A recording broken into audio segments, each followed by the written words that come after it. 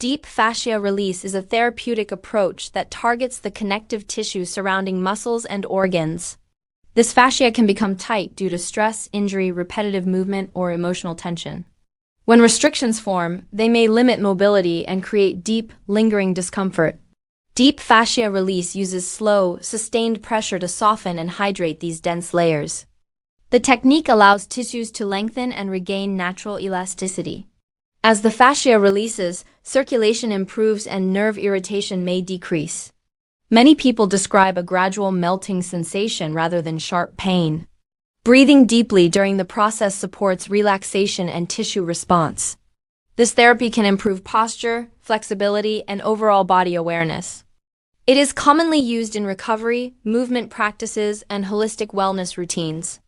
Deep fascia release also supports emotional calm by easing stored tension patterns. Over time, sessions encourage balance, freedom of movement, and a grounded sense of ease. It helps the body feel integrated, lighter, resilient, responsive, and deeply restored safely naturally.